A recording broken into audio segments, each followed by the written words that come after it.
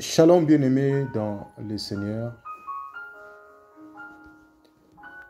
Nous nous bénissons le Seigneur pour sa grâce qu'il nous a fait, qu'il nous a accordé. Que toute l'honneur revienne au Seigneur, car c'est lui le Maître, le seul Dieu, l'unique et roi. Nous voulons partager une pensée dans le livre de Exode chapitre 32. On va prier le Seigneur. Seigneur, nous te bénissons, nous t'exaltons pour ta grâce. Que toute l'honneur revienne à toi, le Maître, le seul Dieu créateur, Seigneur. Père, nous recommandons ce temps, ce moment entre tes mains, Seigneur. Au nom de Jésus. Amen. Bien-aimés dans le Seigneur, nous voulons partager une pensée dans la parole, une pensée de la part du Seigneur. Dans le livre d'Exode, Exode chapitre 32. On va commencer on va lire Exode chapitre 32. Je commence au premier verset. Quand le peuple vit que Moïse tardait à descendre de la montagne, le peuple se rassembla autour d'Aaron et lui dit, lève-toi, fais-nous des Elohim, donc fais-nous des dieux, qui marchent devant nous. Car quand c'est Moïse, cet homme qui nous a fait monter du pays d'Égypte, nous ne savons ce qui lui est arrivé.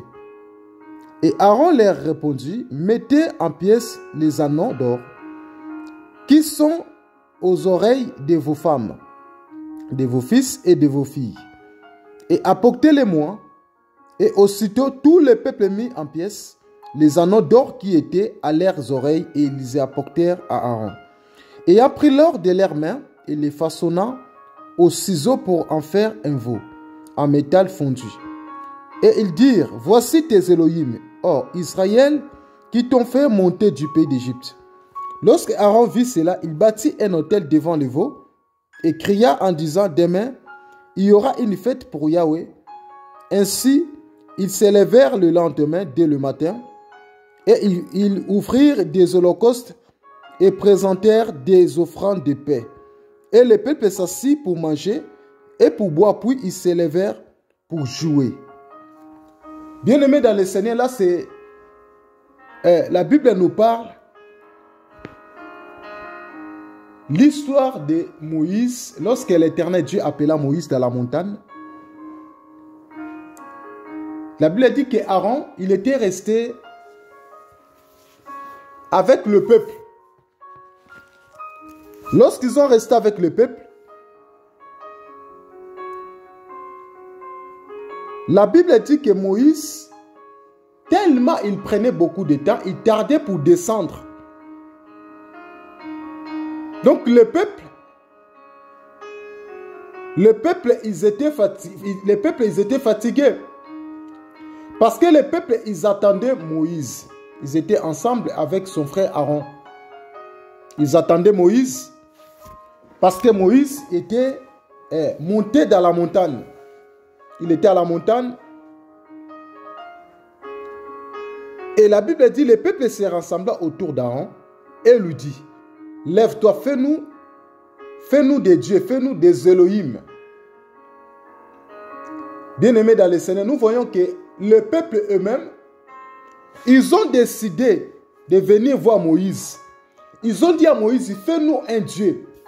Parce que le peuple voulait adorer un Dieu. Le peuple voulait louer un Dieu. Et voilà, c'est pour cela que les peuples, ils étaient venus voir Aaron. Parce qu'ils avaient besoin d'un homme. Ils avaient besoin d'adorer une personne. Ils ont dit à Aaron, fais-nous un Dieu, fais-nous des Elohim qui marchent devant nous. Parce qu'ils avaient besoin d'une orientation. Ils avaient besoin d'une personne qui devait les orienter. Parce que le peuple, en regardant, lorsqu'ils ont vu que Moïse, il n'était pas là, dans l'absence de Moïse, et ils voulaient aussi, en fait, ils voulaient combler un vide.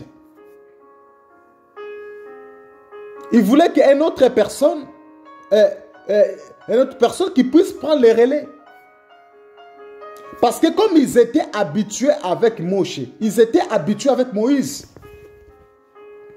Et là, c'est pour cela, les peuples eux-mêmes, ils ont proposé à Aaron, fais-nous un Dieu qui marche devant nous.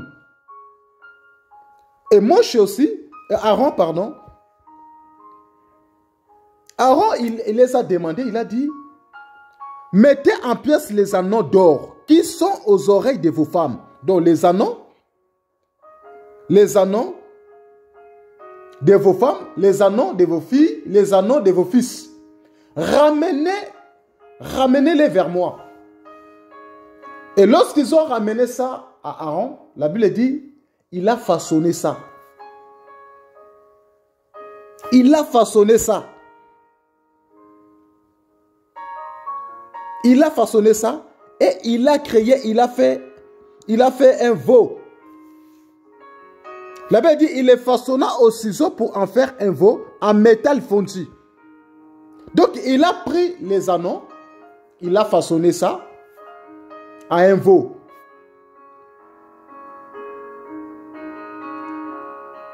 Il a créé un statut pour que le peuple il commence à adorer les dieux là. Parce qu'il a fabriqué un veau pour que le peuple adore les faux dieux. Parce que le peuple, dans l'absence de Moïse, ils avaient besoin d'être consolés. Ils avaient besoin de combler le vide. Voilà, c'est pour cela qu'ils ont proposé à Aaron. Ils avaient besoin d'adorer quelque chose. Parce que selon eux, ils voyaient. Donc, lorsque Moïse il était là dans leur présence, Moïse il présentait l'Éternel. Dans la présence de Moïse, c'était la présence de Dieu en eux. Et lorsque Moïse était dans la montagne, donc le peuple, il ne voyait pas qu'ils étaient avec Dieu. Ils voyaient que l'Éternel, Dieu n'était plus avec eux. Et voilà, c'est pour cela ils ont dit à Aaron, ils ont proposé à Aaron de le faire un Dieu, de préparer, de faire quelque chose pour eux. Aaron, il a fabriqué un veau. Il a fabriqué un veau pour que les peuples, ils adorent ce veau-là, le veau d'or.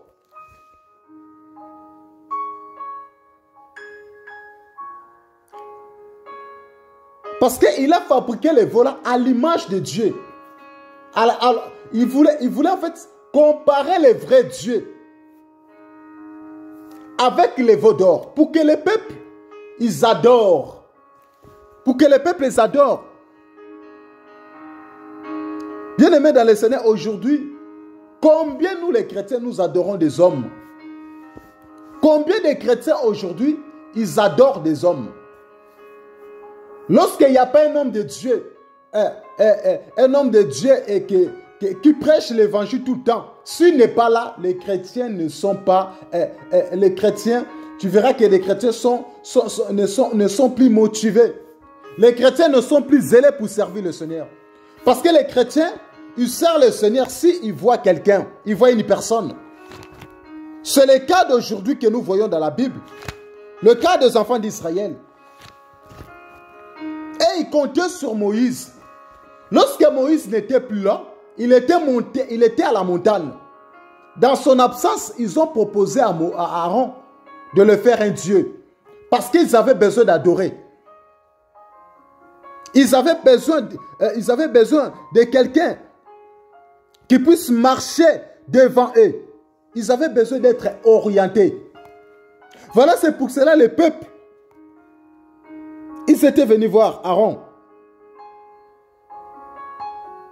Ils étaient venus voir Aaron pour adorer. Ils avaient besoin de l'adoration. Bien aimé, nous voulons parler sur l'idolâtrie. Nous voulons parler sur l'idolâtrie, frères et sœurs. Bien aimé dans le Seigneur, nous voyons combien les enfants d'Israël, ils avaient envie d'adorer. Ils avaient envie d'être orientés. Parce qu'ils cherchaient une personne qui devait marcher devant eux. qui devait les orienter. Ils cherchaient une personne qui devait être à la tête des enfants d'Israël. Voilà, c'est pour cela qu'ils avaient cherché Aaron, le frère de Moïse. Dans l'absence de Moïse, l'idolâtrie. Bien-aimé dans le Seigneur, Dieu est contre l'idolâtrie. Le Seigneur, Dieu n'aime pas l'idolâtrie. Parce que les peuples, ils étaient obligés de venir pour prosterner devant le statut, devant les veaux d'or. Devant les veaux d'or que Aaron avait façonné, Aaron avait fabriqué. Combien de chrétiens aujourd'hui, beaucoup des hommes, qui se prosternent devant des statues. Aujourd'hui, il y a des statues des branhamistes, ils ont des statues de Mario William Branham. Aujourd'hui, des catholiques, ils ont un statut de Marie. Ils adorent Marie. Ils viennent pour prosterner devant une statue. Or que Dieu est contre l'idolâtrie. L'idolâtrie, ça a détruit, frères et sœurs. L'idolâtrie, ça a détruit, bien-aimés dans le Seigneur. La Bible dit, l'Éternel Dieu ne partage pas sa gloire à un autre. Dans Ésaïe chapitre, on va lire Ésaïe 48. La Bible dit, tu n'as rien appris, tu n'as rien su, et jadis ton oreille. Tu n'as point été frappé, car je ne savais que tu seras infidèle. Pardon, ce n'est pas les passages là. Pardon, ce n'est pas les passages là. On va vérifier dans la... Non, c'est Ésaïe 42. Excuse-moi, l'Ésaïe 42 au verset 8. Ésaïe 42 au verset 8. La Bible dit, je suis l'Éternel, c'est là mon nom. Et je ne donnerai pas ma gloire à un autre, ni mon honneur aux idoles. Voyez? Donc l'Éternel est Dieu. Il ne donne pas sa gloire à un autre, bien-aimé. Sa gloire, il ne partage pas sa gloire à un individu. Mais combien de chrétiens aujourd'hui, qui adorent des hommes, or Dieu ne partage pas sa gloire à un autre. C'est lui le seul est Dieu, l'unique Dieu qui mérite d'être adoré. On ne peut pas adorer un homme. Combien de chrétiens sont devenus des idolâtres? Tu peux être idolâtre inconscient. Il y a des chrétiens idolâtres et inconscients. Il sert Dieu, mais dans sa tête, il ne sait pas qu'il est idolâtre. Mais il est idolâtre. Tu peux être idolâtre dans ce que tu regardes, dans ce que tu manges, dans tout ce que tu fais. Tu peux devenir aussi idolâtre. Bien aimé, vous et moi, on peut être aussi idolâtre. Dans notre manière de faire, dans notre manière de notre façon de faire, bien-aimé. Aujourd'hui, beaucoup de bien-aimés dans le beaucoup de chrétiens sont devenus des idolâtres. Or, Dieu ne partage pas sa gloire à un autre. Il a dit, je ne donnerai pas ma gloire à un autre, ni mon honneur aux idoles. Il ne peut pas partager son honneur aux autres. Car c'est un Dieu jaloux, bien-aimé dans le Seigneur. Frère et sœurs, il est Dieu jaloux. Et lorsque le peuple se sont rassemblés, ils ont proposé à Aaron, fais-nous un Dieu. Parce que le peuple, ils avaient besoin d'adorer quelque chose. Ils avaient besoin d'adorer. Pour eux, ils voulaient combler le vide. Parce que l'absence de Moïse, ça leur manquait. L'idolâtrie. Bien aimé, l'idolâtrie, ça nous détruit. L'idolâtrie, ça nous détruit. On adore que Dieu, le seul, l'unique et le véritable Dieu. On ne peut pas adorer un individu. Parce que le salut n'appartient pas à un homme. Car le salut appartient au Seigneur Jésus-Christ. Le salut appartient à Yeshua. Le Maître, le seul est Dieu. À qui appartient le salut? Pourquoi on peut adorer un homme? Si nous continuons au verset 7, et Exode chapitre 32 au verset 7, la Bible dit, alors Yahweh dit à Moshe, va descendre, car ton peuple que tu as fait monter du pays d'Égypte s'est corrompu, ils se sont ils se sont détournés de la voie que je leur avais ordonnée. Ils se sont fait un veau en métal fondu, se sont prosternés devant lui. Ils lui offert des sacrifices, puis ont dit, voici tes Elohim. Oh Israël, ceux qui t'ont fait monter du pays d'Égypte. Yahweh dit encore à Moïse, j'ai regardé ce peuple, et voici c'est un peuple au courroie. Maintenant laisse-moi faire, ma colère s'embrassera contre eux, et je les consumerai, mais je te ferai devenir une grande nation. Voyez? Dieu a dit, va consumer ce peuple. Et ce peuple, ils vont être frappés par l'Éternel. Parce qu'ils se sont prosternés devant un veau d'or, devant une statue que Aaron avait fabriquée. Combien de chrétiens aujourd'hui sont frappés spirituellement à cause de l'idolâtrie? Frère, l'idolâtrie, ça nous détruit. Si tu veux être détruit spirituellement,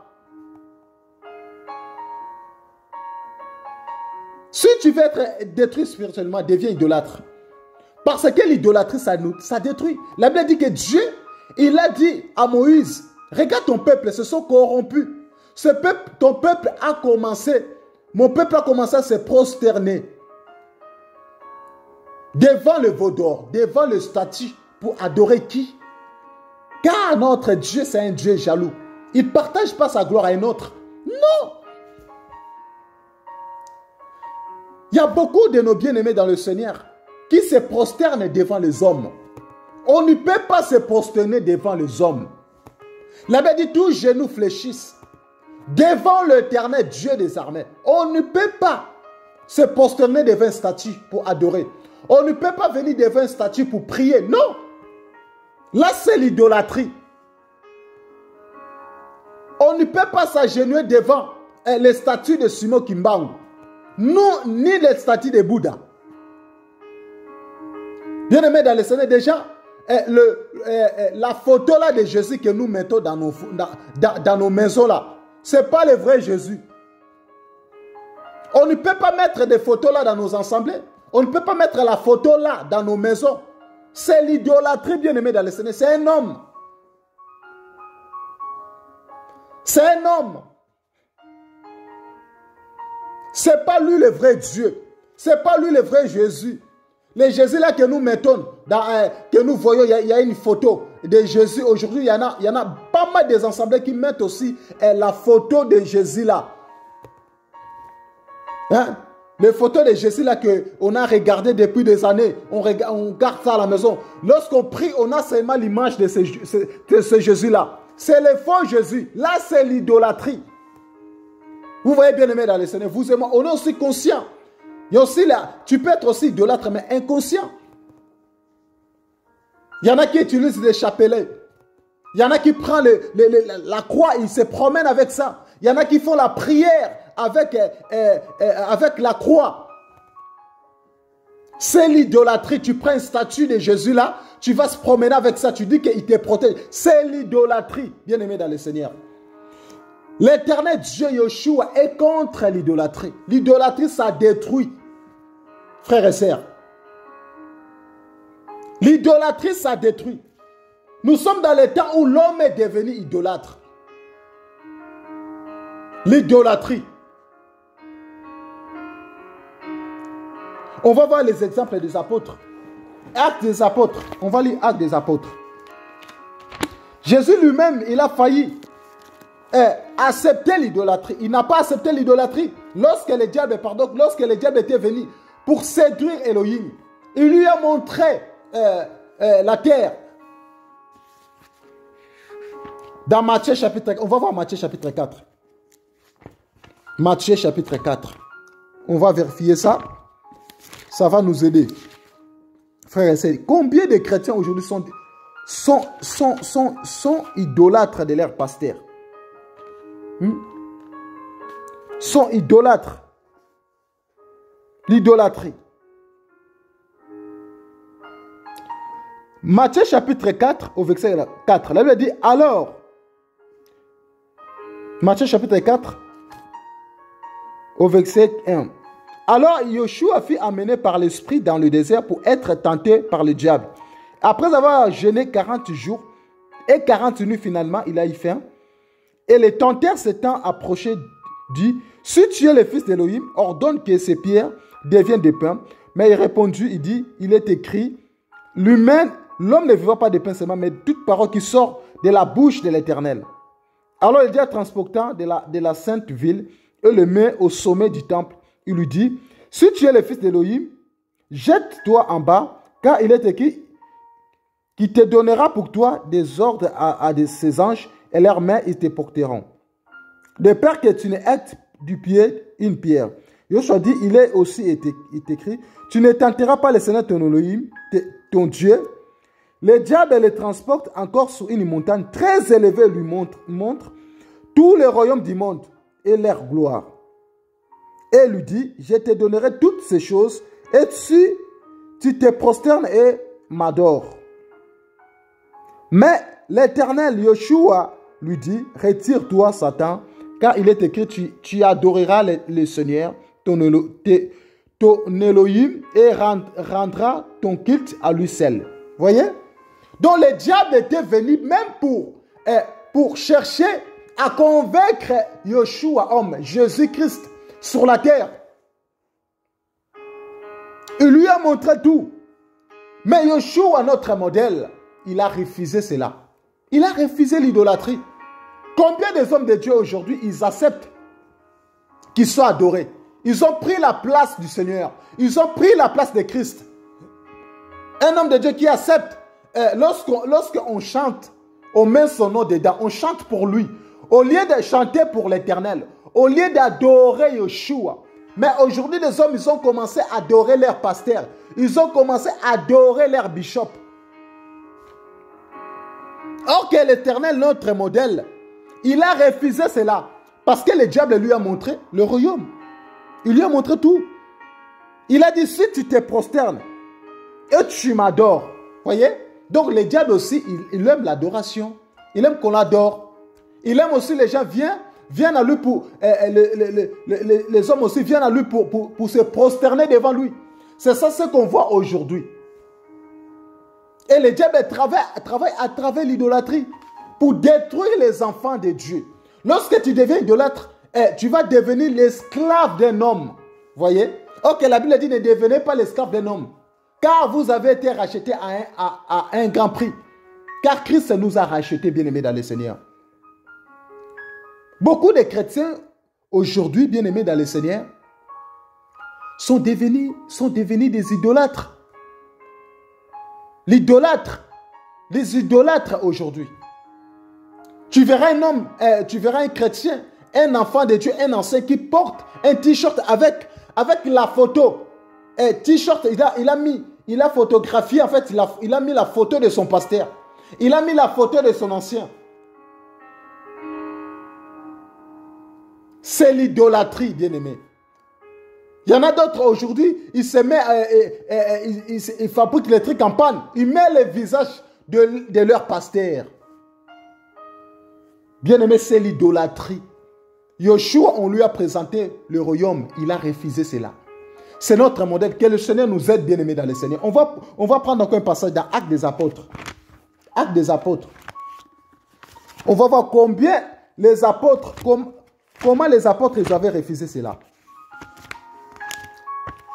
Actes des Apôtres. Actes chapitre 14.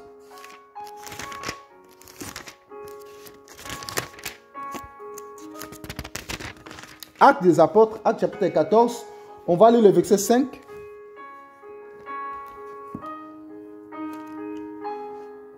La Bible dit au verset 5. Et comme se faisait une émite des nations, des Juifs, on va lire ça, Actes des Apôtres, Acte 14, pardon, excuse-moi, j'étais déjà là, mais on va changer un peu la version, là on va lire sur lui second. La Bible dit, et comme les païens et les Juifs, de ce concert avec leurs chefs, se mettaient en mouvement pour les outrager et les lapider, Paul et Barnabas, en ayant eu connaissance, se réfugièrent dans le ville de la Lycaïnie, à Lystre et à Derbe, et dans la contrée d'alentour. Et ils annoncèrent la bonne nouvelle. À Lystre se tenait aussi assis un homme, un potent des pieds, boité de naissance et qui n'avait jamais marché. Il écoutait parler Paul. Et Paul fixa les regards sur lui et voyant, Paul fixa les regards vers lui et voyant,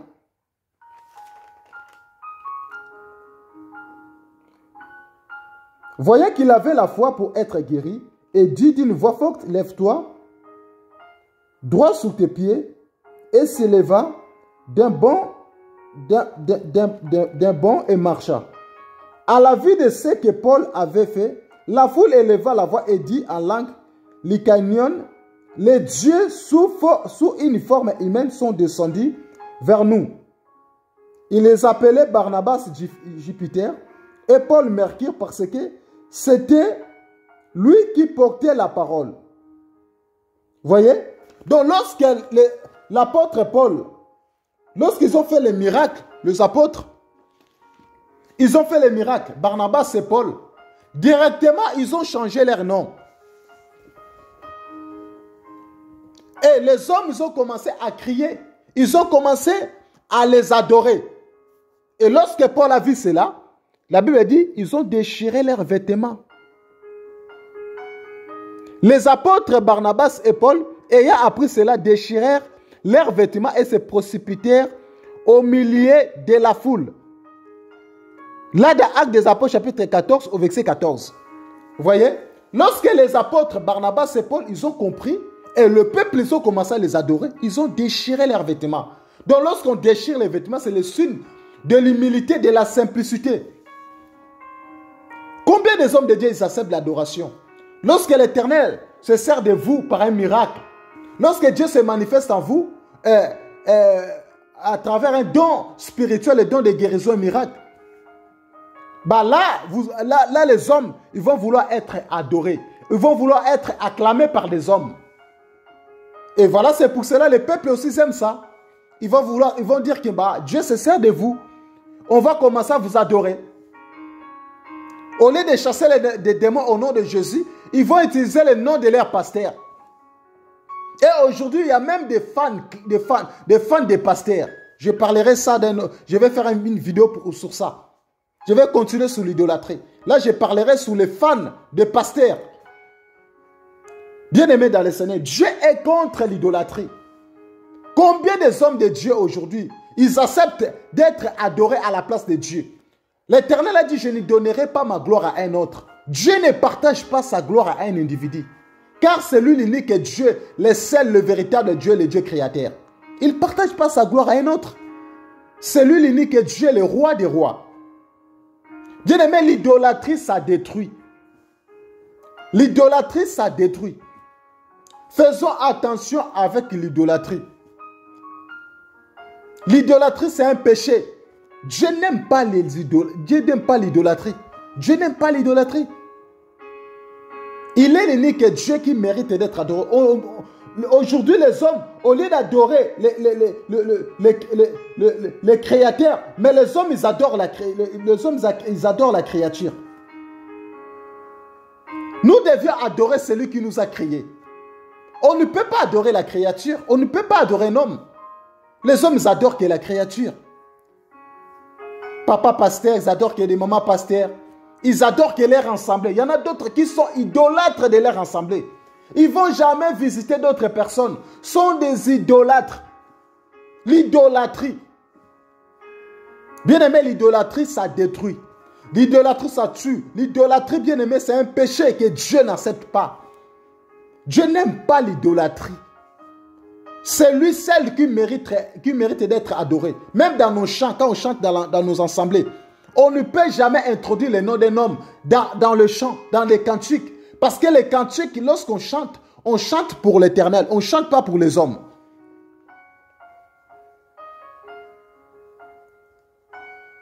L'idolâtrie. Regardons aujourd'hui les affiches. Les affiches pour les croisades. Les affiches pour des séminaires, pour des conférences. Tu verras le nom de Dieu, le nom de Yeshua n'est pas élevé. N'est que le visage des photos des hommes de Dieu. Tu verras, ils ont mis le nom de Jésus dans le petit caractère en bas, tout en bas. Mais leurs photos, ils ont mis leurs photos en grand caractère. Tu verras les photos, ils ont grandi leurs photos. Tout ça, c'est l'idolâtrie parce que l'homme veut qu'il soit adoré. C'est ça l'idolâtrie. C'est ça l'idolâtrie. Aujourd'hui, on voit même dans les réseaux, on voit aujourd'hui dans des réseaux aujourd'hui là, même sur Facebook, sur YouTube, partout on voit. L'homme veut être adoré. L'adoration. L'idolâtrie, ça détruit. L'idolâtrie, ça tue, frères et sœurs. Il est temps de se repentir, bien-aimés dans le Seigneur. Le Seigneur nous aime. Repentons-nous de l'idolâtrie. Repentons-nous de l'idolâtrie des pasteurs. Repentons-nous de l'idolâtrie. L'idolâtrie dans tous les domaines.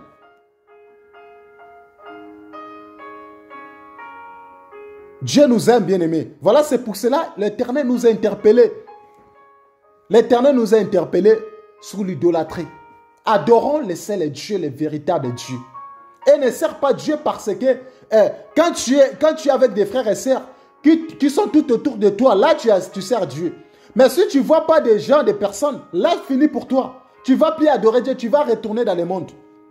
Bien aimé, c'est ça le cas de Moïse. Lorsque Moïse ils étaient avec le peuple ils étaient motivés pour servir Dieu. Mais dans son absence, le peuple, ils ont proposé à Aaron